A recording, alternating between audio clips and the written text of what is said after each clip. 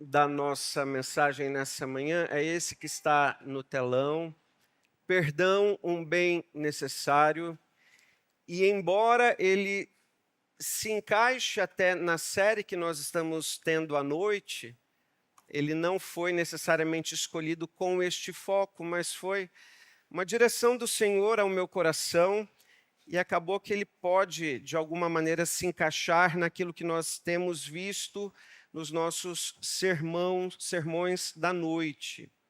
E todos nós precisamos perdoar e precisamos ser perdoados, absolutamente todos nós. Nós vamos usar como pano de fundo dessa mensagem a história de dois irmãos bastante conhecidos, pelo menos da maioria de nós aqui, a história de Jacó e Esaú. Nós vamos usar o texto de Gênesis 33, de 1 a 14. E a trajetória desses irmãos, ela já começa marcada por uma grande tensão. Antes mesmo de nascerem, Gênesis 25, nós encontramos isso. Os irmãos já lutavam no ventre de Rebeca. Essa é a expressão bíblica, antecipando ali uma relação muito complexa que viria no decorrer dos anos. Esaú, o primogênito, anos depois, ele acaba desprezando o seu direito de primogenitura, literalmente abrindo mão da sua bênção, negociando a bênção que ele, como filho mais velho, receberia, porque ele estava exausto depois de uma longa caçada, voltando com muita fome.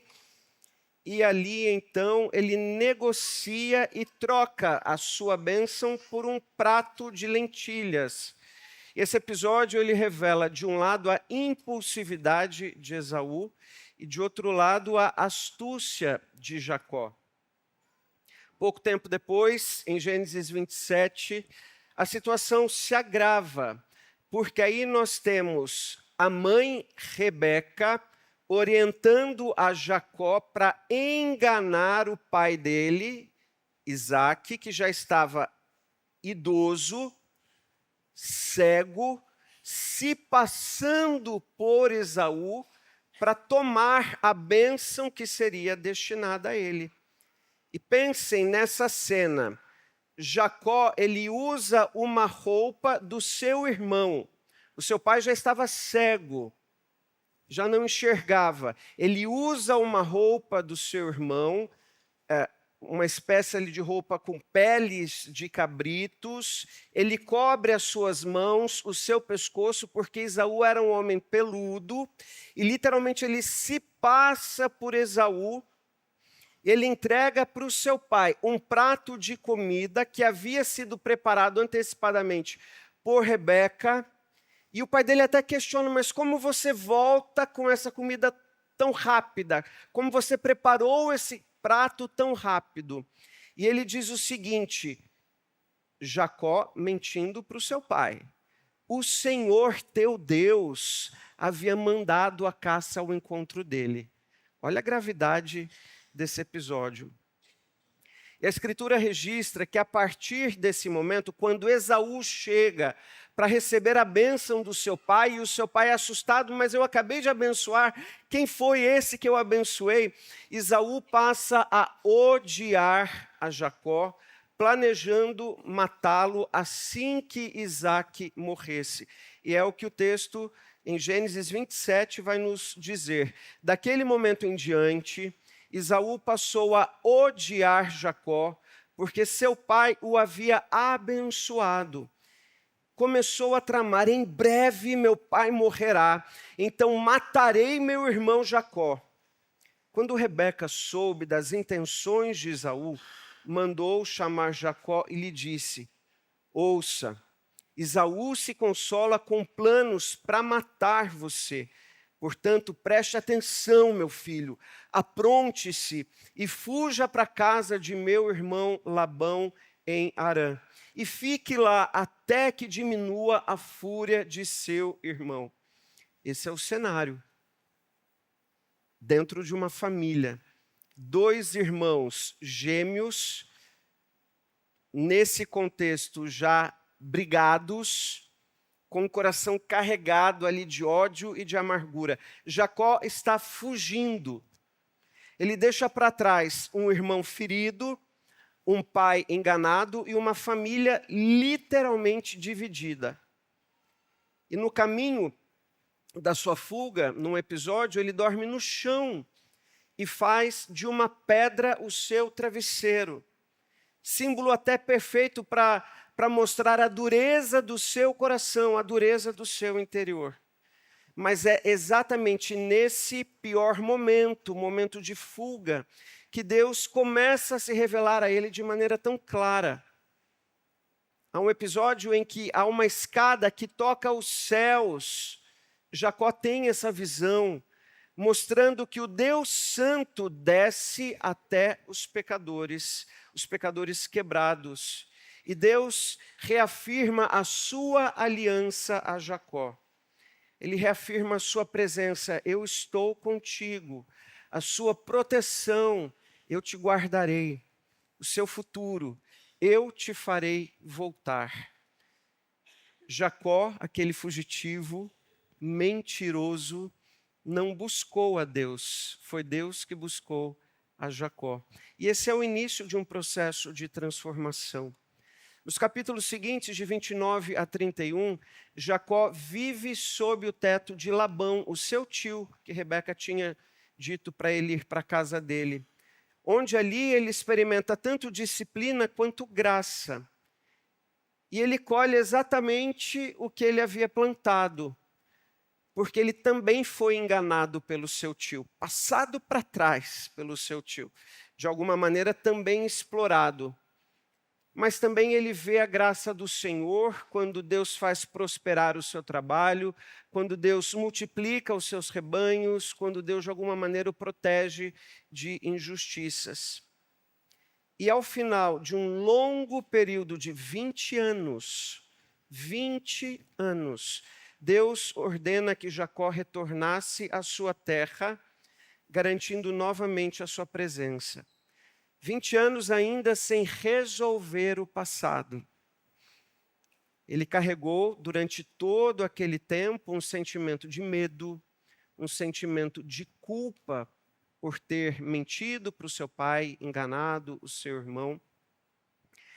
E alguém já disse que guardar ressentimento é como tomar veneno e esperar que o outro morra. E provavelmente foi isso que aconteceu no coração daqueles irmãos durante 20 anos. Em Gênesis 32, às vésperas de reencontrar Esaú, Jacó enfrenta o peso do passado. E tomado pelo medo, mais uma vez, ele clama a Deus, e naquela noite ele luta com o anjo do Senhor.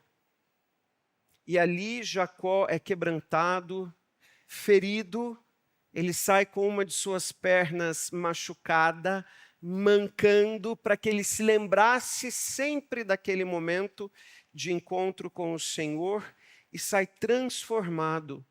Ele recebe um novo nome. De Jacó, ele passa a ser chamado de Israel.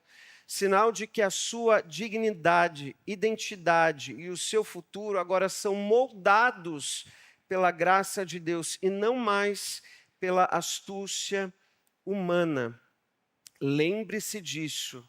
Será que muitas vezes nós não estamos guardando ressentimento no nosso coração e como que até tomando um veneno e nos fazendo mal? Nós vamos cultivando ódio, amargura, achando que estamos fazendo mal para o outro que talvez está seguindo a sua vida em paz, mas o nosso coração carregado de amargura. A história de Jacó até aqui é marcada por conflitos, feridas antigas, relacionamentos quebrados. Talvez um retrato muito semelhante ao que tantas pessoas vivem hoje. A falta de perdão sem sombra de dúvidas, tem adoecido famílias, tem destruído amizades, tem alimentado culpas, atrapalhado relacionamentos, quem sabe, dentro da nossa própria igreja. E muitas pessoas estão seguindo cativas de histórias que nunca foram resolvidas, presas a um passado, presas a amarguras. É nesse cenário que o texto diante de nós se torna tão precioso. Como nós veremos em Gênesis 33, nós vamos perceber o modo como Deus usou aquela situação, tocou corações, para restaurar aquilo que parecia irreconciliável. E nós veremos então o que ele nos ensina sobre o perdão, um bem necessário. O perdão, um bem necessário, primeiramente ele nos liberta. Eu vou voltar aqui um pouquinho no capítulo 32 para nós entendermos bem a dinâmica das cenas que virão na sequência. Depois de transmitirem a mensagem, voltaram a Jacó e lhe disseram: estivemos com seu irmão Esaú, e ele está vindo ao seu encontro com um bando de 400 homens. Quando ouviu a notícia, Jacó ficou apavorado, dividiu em 2 grupos a sua família e os seus servos, os seus rebanhos, bois e camelos, pois pensou, se Esaú encontrar um dos grupos e atacá-lo, talvez o outro consiga escapar.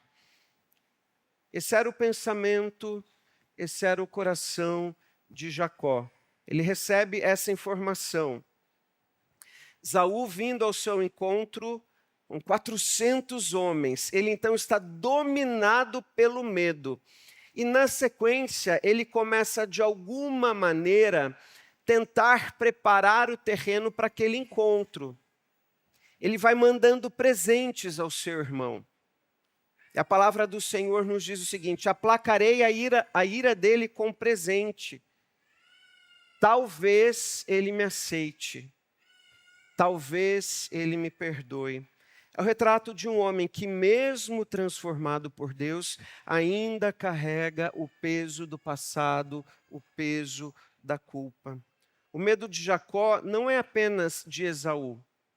É o medo das consequências dos seus próprios pecados, é o medo das feridas que ele havia causado, era o medo das histórias mal resolvidas. Chegamos então em Gênesis 33. Jacó levantou os olhos e viu Esaú aproximando-se com seus 400 homens. Assim, dividiu os filhos entre Lia, Raquel e as 2 servas. Colocou as servas e os filhos delas à frente, Lia e seus filhos em seguida, e Raquel e José por último. Tudo indica perigo, tudo sugere vingança, tudo desperta o medo que Jacó carregou durante 20 anos. Mas o perdão tem esse poder libertador. O perdão quebra o ciclo do medo, porque onde há perdão, não há mais ameaça. O perdão restaura o presente, porque ele reabre o caminho que o pecado fechou. O perdão cura o futuro, porque ele impede que o amanhã literalmente seja governado pelo ontem, pelo passado, por lembranças tristes, por feridas, cicatrizes. O perdão liberta do passado, porque ele encerra a narrativa da culpa e inaugura a narrativa da graça. Jacó volta com medo, mas encontra perdão. Esaú tinha motivos para vingança. E se nós formos avaliar motivos razoáveis, por muito menos a gente tem cultivado amargura no nosso coração, por muito menos a gente tem às vezes se não tramado, mas alimentado sentimento e desejo de vingança e ódio. O perdão transformou o encontro que parecia ser um encontro de morte, num encontro de vida. Lembre-se disso, o perdão nos liberta. O perdão é um bem necessário que nos liberta. Você precisa dessa liberdade. Você precisa libertar alguém dando o seu perdão. Em segundo lugar, o perdão precisa ser expresso. O texto nos diz o seguinte: Jacó passou à frente e, ao aproximar-se de seu irmão, curvou-se até o chão 7 vezes. Esaú correu ao encontro de Jacó e o abraçou, pôs os braços em volta do pescoço do irmão e o beijou. E os dois choraram.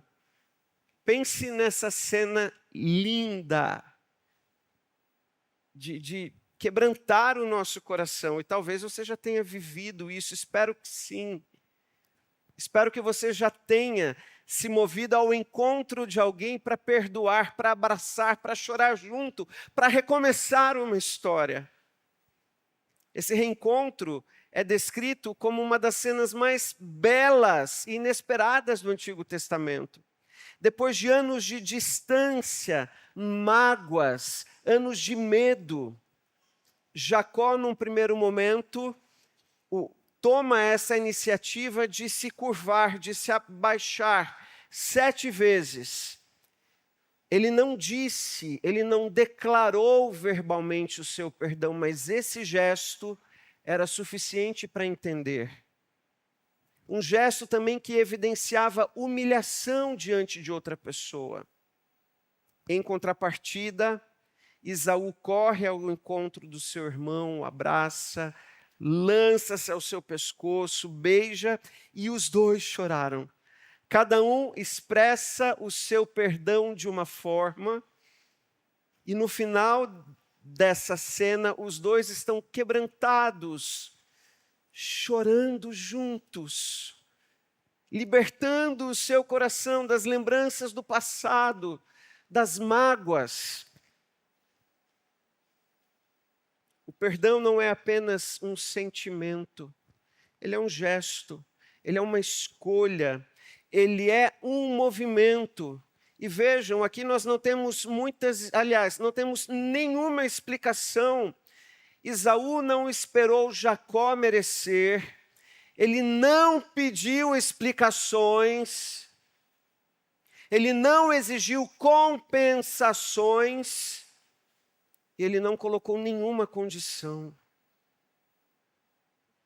E muitas vezes nós fazemos isso, só perdoo se, só perdoo quando, se não vier falar comigo. O texto não traz nenhuma narrativa nesse sentido. Ele simplesmente corre ao encontro do seu irmão.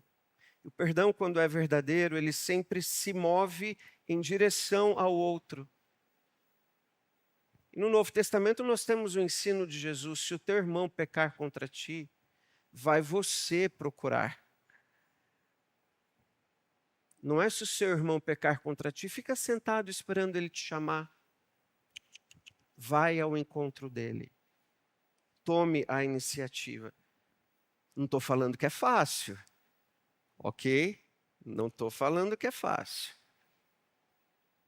Então, Esaú abre os braços, se lança, se expressa. E da mesma forma, Jacó também aceita esse perdão, se curva, se aproxima, se rende.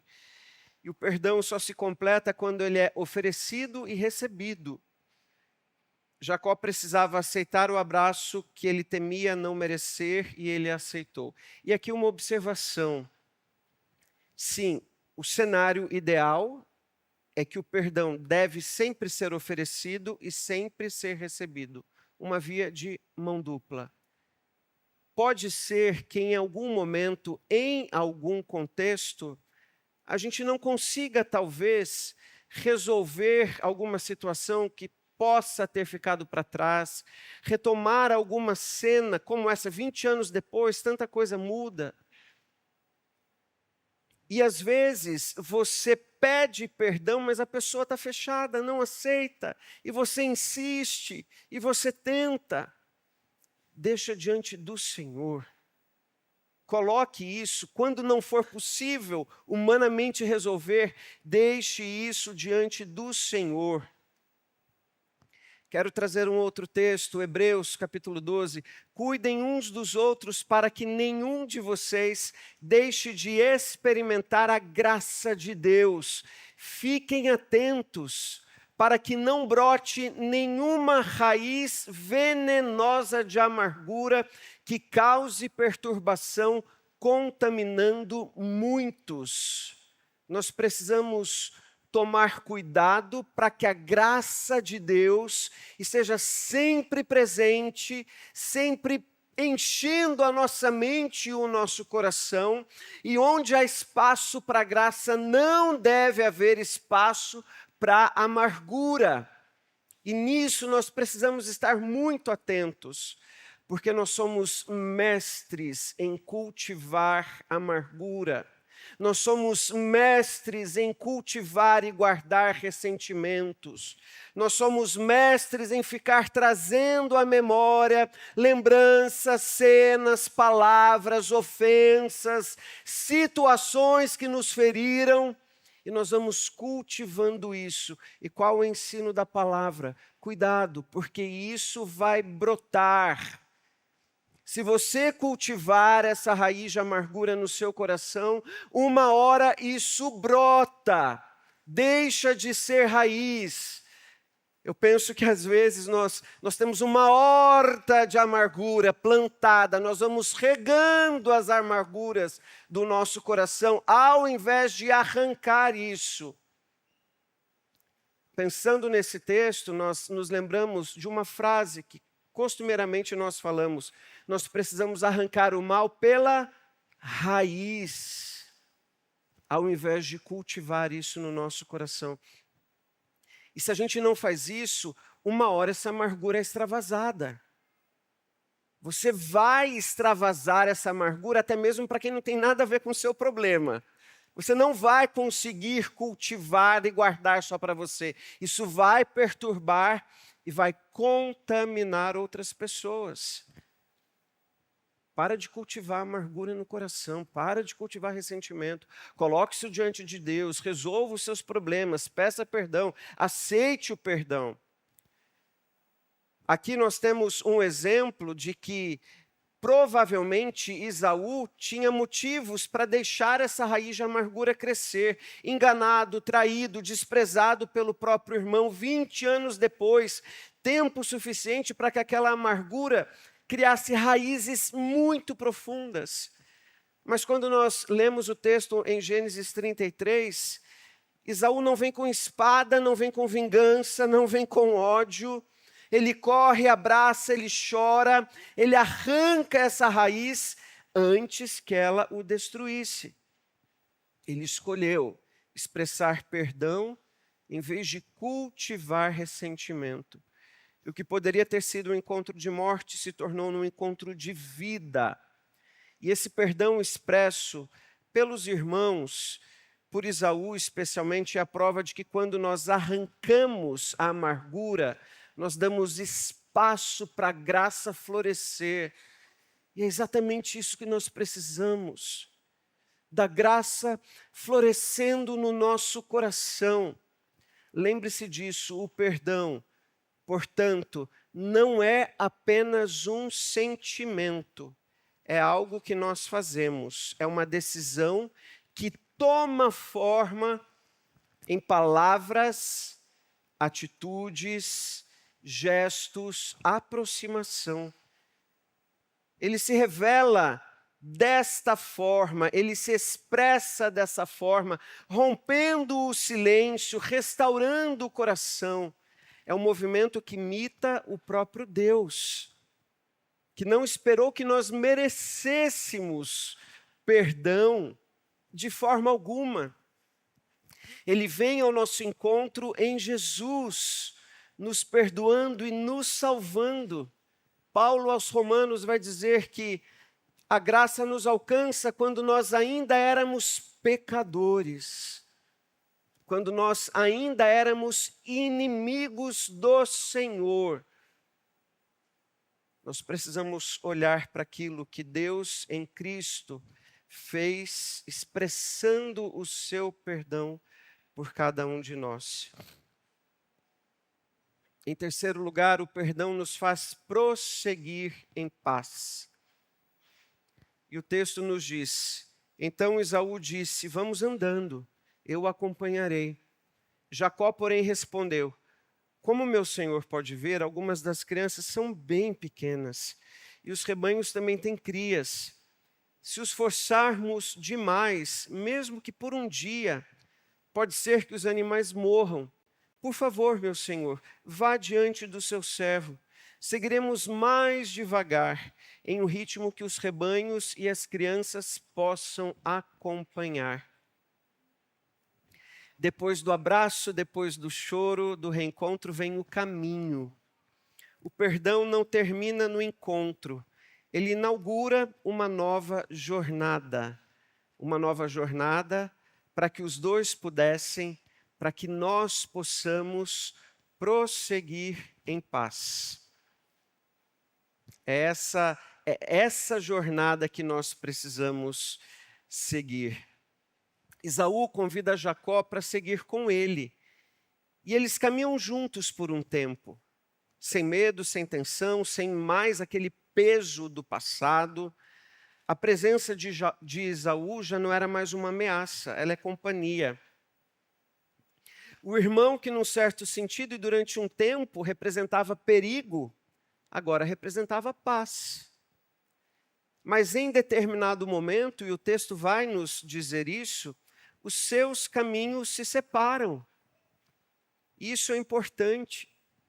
O perdão dado, oferecido, recebido, não significa que necessariamente tudo voltará a ser como antes. Em alguns casos, pode ser que isso de fato não aconteça. Infelizmente. Mas o que precisa reinar é o perdão dado e oferecido. Jacó vai para Sucote, Esaú volta para Seir. Eles não vivem mais na mesma casa, eles não administram mais os mesmos rebanhos, eles não compartilham a mesma rotina. Mas agora o coração está limpo, o passado está resolvido e o futuro está aberto para que possam prosseguir em paz. Eles não voltam a conviver da mesma forma, eles não voltam a ser o que eram, mas eles deixam de ser inimigos. Eles não retomam a convivência, mas retomam a paz. Eles não anulam o passado. O perdão não anula o passado, mas eles deixam de ser escravos do passado. É assim que o perdão funciona. Ele não força uma reconciliação artificial, mas abre espaço para uma reconciliação verdadeira. Aquela que permite seguir adiante sem medo, sem culpa, sem amargura. Trago aqui um pensamento de um livro antigo, Livres para Perdoar. O perdão restaura o presente, cura para o futuro, liberta-nos do passado. Perdoar é dar-se a si mesmo sem buscar retribuição. Dá-se amor quando o inimigo esperava ódio. Dá-se libertação quando o inimigo merece o castigo. Dá-se compreensão quando o inimigo aguarda ira e vingança. O perdão não busca o seu próprio proveito. Perdão é dar amor, libertação, compreensão. Lembre-se disso. Mas o cenário aqui, olhando para a história de Jacó e Esaú, nos aponta para um perdão muito melhor, muito maior. Essa cena, ainda que bela e inesperada, ela é apenas uma sombra, um vislumbre daquilo que nós recebemos em Deus, por Deus, pelo sacrifício de Jesus na cruz do Calvário. O perdão que realmente transforma a história humana não é o de Esaú para Jacó, mas é o de Jesus Cristo para nós. Ele é o nosso verdadeiro irmão mais velho, que foi entregue, que se fez maldição por nós, que caminhou até a cruz para salvar culpados e perdoá-los. Esse é o perdão que nós recebemos do Senhor. E quando olhamos para essa história dos dois irmãos que se perdoaram, nós precisamos nos lembrar daquilo que Deus em Cristo fez por cada um de nós, ainda culpados, ainda inimigos, ainda pecadores. Mas pela graça e misericórdia do Senhor, Ele nos alcançou com o seu perfeito perdão. E é Jesus quem nos ensina na oração dominical, conhecida como oração do Pai Nosso: perdoa as nossas dívidas, assim como nós perdoamos os nossos devedores. Nós precisamos orar essa oração ensinada por Jesus. E nós sabemos que um dos trechos, em um dos momentos, é exatamente isso que ele nos ensina como sendo algo necessário, algo que nós precisamos pedir ao Senhor, orar ao Senhor. Perdoa as minhas dívidas, perdoa os meus pecados, da mesma forma que eu perdoo aqueles que me devem, aqueles que pecaram contra mim. Se oramos por isso, precisamos, obviamente, ter a disposição de perdoar aqueles que nos ofenderam. Na mesma medida, precisamos ter a disposição também de pedir perdão àqueles a quem nós ofendemos. O Senhor Jesus ainda nos ensina aqui agora na parábola do credor incompassivo. Então o Senhor chamou o homem cuja dívida havia perdoado e disse: servo mau, eu perdoei a sua imensa dívida porque você me implorou. Acaso não devia ter misericórdia do seu companheiro como eu tive misericórdia de você? Irado, o Senhor mandou o homem à prisão para ser torturado até que lhe pagasse toda a dívida. Assim também meu Pai Celestial fará com vocês, caso se recusem a perdoar de coração a seus irmãos. Alguém que devia ao Senhor uma dívida literalmente astronômica, impossível de ser paga. Ele poderia vender todos os seus bens, a sua família, ele poderia tentar trabalhar sem pausa, sem descanso durante toda a sua vida, ele jamais conseguiria juntar aquele valor para quitar a sua dívida.